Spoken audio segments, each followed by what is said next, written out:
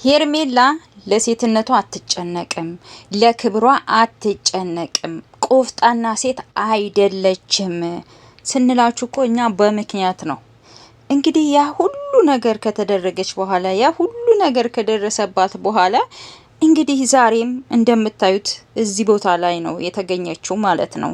ዛሬም እንግዲህ ሰው እንደፈለገ ሆኖባት እንደፈለገ ተራቅጦባት ዛሬም በሷ ላይ መብት እንዲኖረው እያደረገች ነው ማለት ነው። ሰላም ሰላም ቤተሰብ እንዴት ናችሁ? ሰላም ናችሁ? ከያላችሁበት ሰላማችሁ ይብዛልኝ።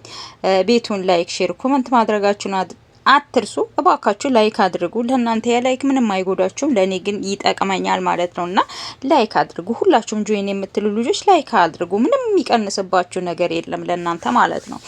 እና እንግዲህ መግቢያው ላይ እንዳልኩትኝ እንግዲህ ሄርሜላ ዛሬም እንግዲህ አብርሽ ዛሬ እሷ እውነትም ለሄርሜላ ስሜት ኖሮት እውነትም ሄርሜላን ወዷት እውነትም ሄርሜላን አፍቅሯት አይደለም ይቅርታም የጠየቃት።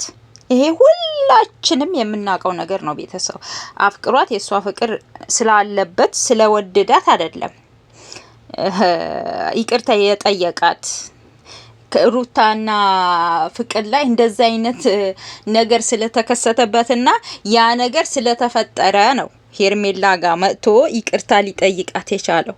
ይሄ ደግሞ ምንድነው? ባጣሽ ቆይኝ ሄርሜላ ለአብርሽ ባጣሽ ቆይኝ ሴት ታውቃላችሁ? ባጣሽ ቆይኝ ሴት ናት። እኔ እንደዛ ነው የሚሰማኝ።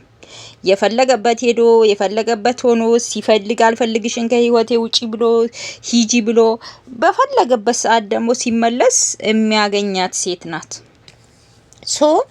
ስለዚህ እሷ እኛ ሁሌም የምንላችሁ ነገር እኛ ሩታ ደግፈች የምንላችሁ ነገር ሄርሜላ ለራሷ ለክብሯ ለሴትነቷ ምንም ቦታ ያላትም አፈቅረዋለሁ እያለች ራሷን ዝቅ አደረገች። ስለዚህ ራሷ ደግሞ ራሷ ዝቅ ያደረገችው ሴት ማን መጥቶ ያከብርላታል? አብርሽ ሊያከብርላት አይችልም፣ ሊያከብራት አይችልም። ምክንያቱም ራሷ ዝቅ ያደረገችው ራሷ ናታ።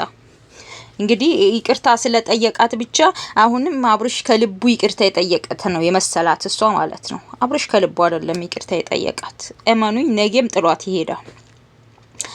ነገም መቼም ቢሆን አብርሽ የሄርሜላ ፍቅር ቢኖርበት የፈለገ ነገር ቢፈጠር የፈለገ ነገር ቢሆን ከሷ ጋር ነበር የሚቀጥለው።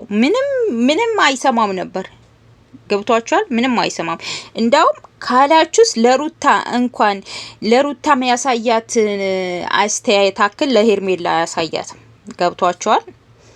ሄርሜላን አይፈልጋትም አብርሽ ሄርሜላ አያፈቅራትም።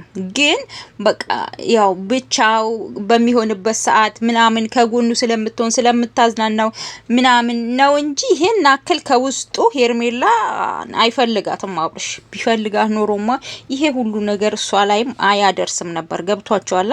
ይሄ ሁሉ ነገር አይፈጥርም ነበረ። እንደዛ እያለመነችው እንደዛ እያነገረችው እንደዛ ስትሆንለት አይ ለኔ የምትሆነኝ ሴት ይቺ ናት ብሎ ምርጫውን ያደርጋት ነበር። ገብታችኋል?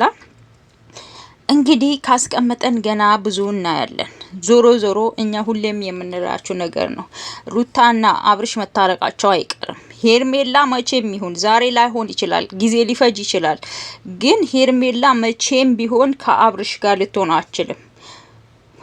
አብርሽ ወደ ሩታ ይመለሳል። የጊዜ ጉዳይ ነው እንጂ አብርሽ ወደ ሩታ ይመለሳል ማለት ነው። የዛኔ ሄርሜላ እንግዲህ ጥጓን ትይዛለች ማለት ነው። እንግዲህ ሶሪ ምንም ማድረግ አይቻልም። የሰው ልጅ ራሱ የሚያከብረው የሚያቀለውም ራሱ ስለሆነ ማለት ነው።